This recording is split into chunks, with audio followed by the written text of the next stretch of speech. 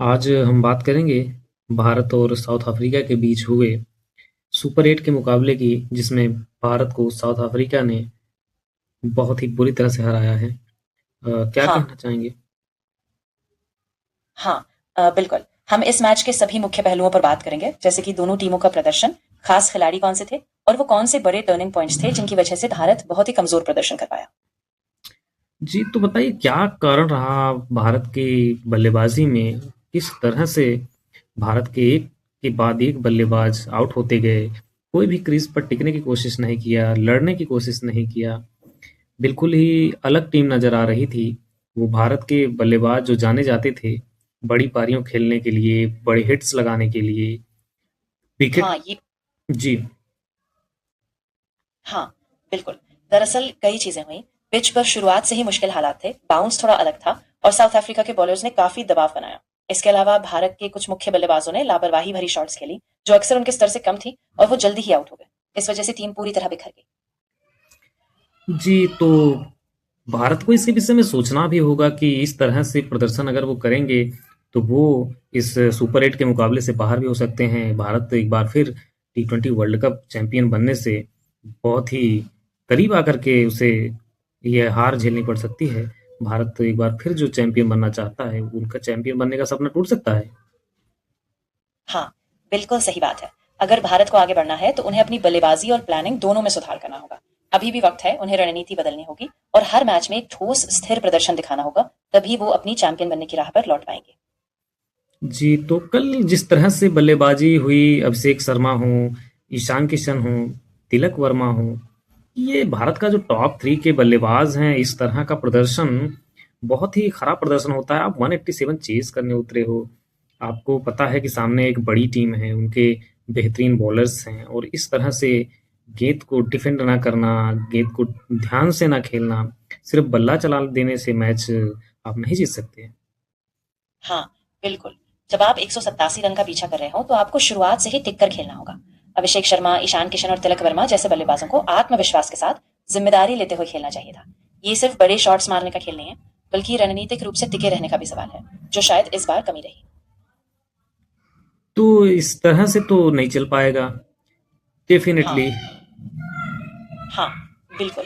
अगर भारत को आगे भी इस टूर्नामेंट में बने रहना है तो उन्हें अपनी बल्लेबाजी की मानसिकता और रणनीति दोनों बदलनी होगी, ताकि वो ऐसी दबाव वाली परिस्थितियों में भी टिक कर खेल सकें और मैच जीतने की अपनी क्षमता वापस हासिल कर सकें। बिल्कुल, ये क्रिकेट का जो खेल है, हार या जीत तो होती रहती है, पर इस तरह की हार भारत को बहुत ही ज़्यादा खल रही है, क्योंकि प्लस 3.8 का जो रन रेट होता है, वो नेट रन रेट जो होता है वो साउथ अफ्रीका के पास है। भारत ही इसका उलट -3.8 का हो गया है भारत का नेट रन रेट, जो कि बहुत ही खराब नेट रन रेट है। और भारत इस नेट रन रेट के साथ तो इस टूर्नामेंट में कहीं भी एग्जिस्ट नहीं करता।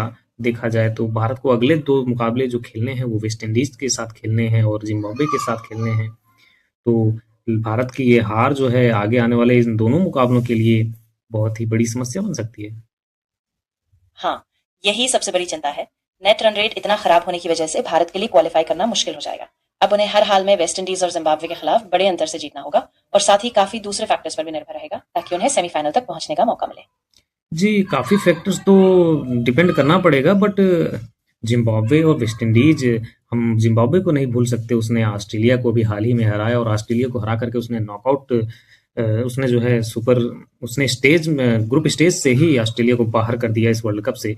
और बहुत बड़ा अपसेट रहा एक आईसीसी, किसी भी आईसीसी टूर्नामेंट में इस तरह से ऑस्ट्रेलिया जैसी बड़ी दिग्गज टीम का बाहर हो जाना। और ज़िम्बाब्वे ने उसके बाद श्रीलंका को भी बहुत ही ज़बरदस्त तरीके से पटकनी दी थी।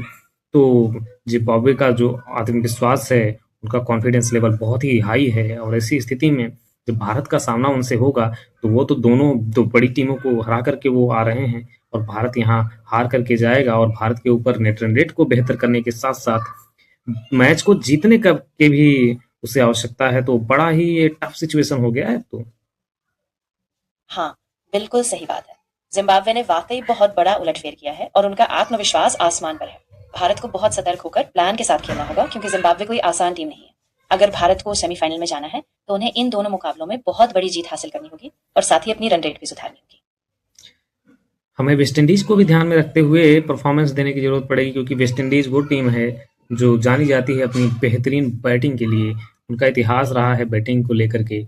उनमें जो क्षमता है बैटिंग की वो अलग लेवल की है। उनमें कोई भी बल्लेबाज, कोई भी खिलाड़ी ऐसा नहीं है जो बैटिंग नहीं कर सकता।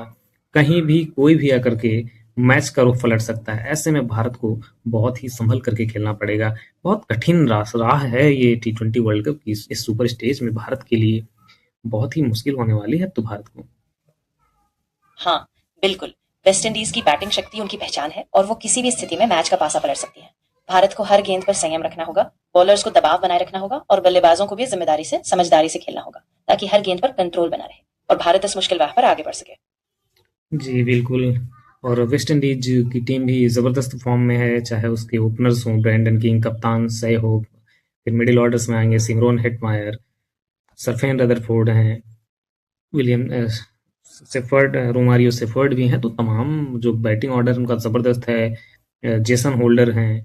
तो ये एक ऐसी बैटिंग लाइनअप इनके पास है जो भारत की बैटिंग लाइनअप को एकदम से ध्वस्त कर सकते हैं। हाँ, बिल्कुल सही कहा आपने। वेस्ट इंडीज के पास एक बेहद संतुलित और ताकतवर बैटिंग लाइनअप है जो किसी भी गेंदबाजी को पीछे छोड़ सकती है। इस वजह से भारत को सिर्फ रन रेट ही नहीं बल्कि अपनी गेंदबाजी और फील्डिंग पर भी पूरा नियंत्रण रखना होगा, ताकि वो इस जबरदस्त बैटिंग लाइनअप को कंट्रोल कर सके और मैच में वापस आए। जी, बिल्कुल। हाँ, तो बिल- जी, जी बताइए। हाँ, तो जैसा कि आप कह रहे थे, भारत को हर पहलू पर मजबूती से काम करना होगा। गेंदबाजी, फील्डिंग और साथ ही बल्लेबाजी में भी संयम रखना होगा। अगर वो ये सब मिलाकर एक संतुलित प्रदर्शन देंगे, तो शायद वो इस कठिन परिस्थिति से उबरकर टूर्नामेंट में अपनी राह फिर से बना सकते हैं। तो जिस तरह से चल रहा था बायलैटरल सीरीज में, अभिषेक शर्मा जिस तरह से बल्लेबाजी कर रहे थे, कहा जा रहा था कि वो वर्ल्ड कप में गेंदबाजों को तहस-नहस कर देंगे। पर इसका उलट हो गया, गेंदबाजों ने उनको तहस-नहस करके रख दिया। अब तो उनकी मानसिक स्थिति भी कल देखने को मिल गई। जिस तरह से वो क्रीज से बाहर निकल कर के तेज गेंदबाज को मारने की कोशिश कर रहे थे और गेंद उनके बल्ले को भी टच नहीं हो रही थी। तो ऐसे में क्या कहेंगे आप? हाँ, ये सच में बहुत निराशाजनक था। अभिषेक शर्मा की वो आत्मविश्वास से भरी बैटिंग बिल्कुल उलट गई और उनकी मानसिक स्थिति भी प्रभावित हुई। अब जरूरी होगा कि वो खुद को फिर से संभाले, कोचिंग स्टाफ और सपोर्ट सिस्टम से मदद लें, ताकि वो अपने आप पर विश्वास वापस लाकर अगली बार एक मजबूत और शांत मानसिकता के साथ खेल सके। जी, तो हमारे जो दर्शक हैं हम उनको यही कहना चाहेंगे, धैर्य रखें, क्रिकेट प्रेमी हैं आप और मैं तो आशावादी हूँ। इतने दिनों से क्रिकेट को जानता हूँ तो कहीं ना कहीं कोई वो नहीं है। भारत बड़ी टीम है, उलटफेर करना जानती है।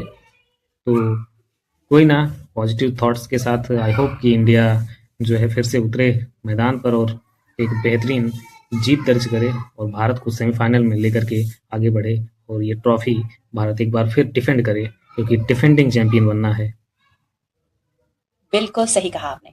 सभी दर्शकों से मेरा भी यही अनुरोध है कि धैर्य रखें और विश्वास रखें। भारत एक बड़ी टीम है जो मुश्किल से मुश्किल हालात में भी वापसी कर सकती है। तो हम सब मिलकर पॉजिटिविटी रखें, सपोर्ट करें और उम्मीद करें कि भारत फिर से सेमीफाइनल में पहुंचकर अपनी ट्रॉफी डिफेंड करे। तो सभी दर्शकों को मेरी तरफ से और हमारे दोस्त की तरफ से धन्यवाद। Thank you so much for watching this video. हाँ, बिल्कुल। सभी दर्शकों का दिल से धन्यवाद। आप लोग हमारे साथ बने रहे और अगर आपको ये वीडियो पसंद आया हो तो जरूर लाइक और शेयर करें और चैनल को सब्सक्राइब करना ना भूलें।